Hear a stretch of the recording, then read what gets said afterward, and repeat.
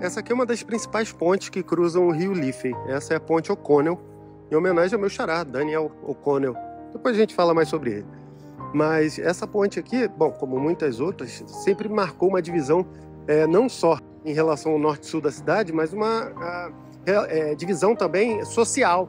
Porque o sul, né, onde a cidade começou e tal, era onde sempre ficavam os mais ricos, mais abastados, enquanto a parte norte da cidade ficou para os trabalhadores.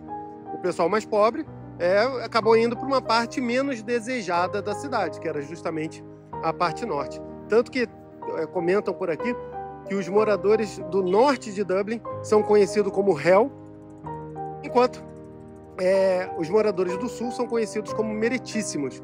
Uma alusão ao que seria um julgamento, né? Mostrando que o pessoal do sul está sempre numa posição de vantagem em relação ao pessoal do norte.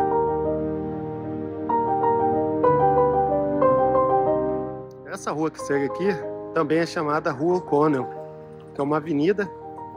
No meio dela tem vários monumentos importantes de pessoas importantes aqui na cidade. E um deles é esse primeiro aqui, ó. Quem já dá nome à ponte e à rua, que é o meu xará, o Daniel O'Connell.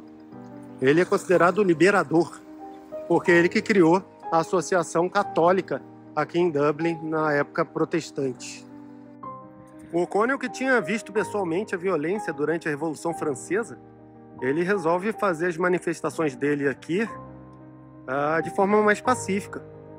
E ele acaba conseguindo, acaba melhorando bastante a situação para os católicos, né? Que até então não era permitido você exercer a religião católica aqui, era só protestante mesmo. E ele consegue mais tarde também virar o primeiro prefeito católico aqui da cidade de Dublin. Ali embaixo, chegando perto, você ainda consegue ver marcas de bala, né, de tiros, ali na estátua, que aconteceram durante o levante da Páscoa, em 1916. Já o William O'Brien não era tão pacifista, ele já gostava de colocar uma agressividade, violência dentro das manifestações dele. Tanto que depois de uma tentativa frustrada aí de um levante, ele acabou sendo preso em 1848 e foi condenado à morte, mas conseguiu fugir para a Austrália no final das contas. O Sir John Gray, ele era um dos maiores apoiadores do Daniel O'Connell, mas ele ficou mais conhecido ainda por ser a pessoa responsável por trazer água potável para a cidade de Dublin, lá em meados do século XIX, e porque a cidade nesse período estava tendo um problema sério de cólera e outras doenças ligadas à água, né? Água poluída e tal, e ele conseguiu acalmar bastante esse problema.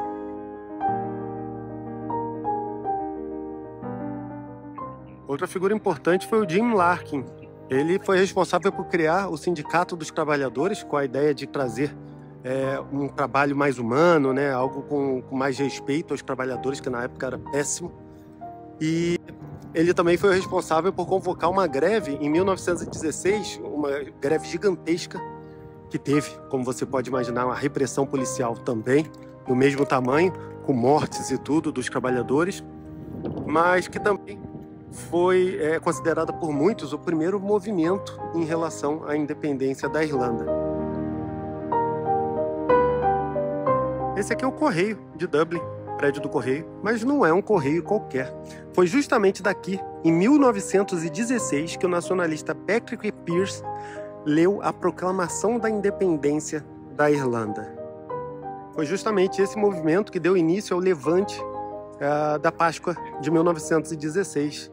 E esse prédio do Correio era bastante estratégico, porque os rebeldes tomaram esse prédio e fizeram dele como uma espécie de base.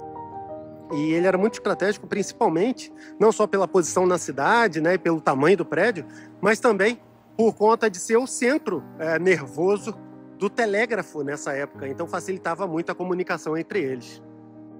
Outras tentativas de independência já tinham acontecido, e essa específica não tinha sido visto com bons olhos pela população em si, Porque, obviamente, depois da primeira euforia ali, gerou uma guerra praticamente em várias partes da cidade.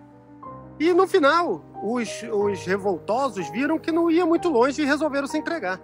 Isso fez com que a população visse ainda essa confusão toda com menos eficiência e ainda mais relacionada a outros levantes que tiveram e tal. Então, ninguém gostou muito dessa ideia, até esse pessoal que se entregou, né, foi preso. Eles ficaram numa prisão aqui próxima de Dublin, próxima do centro.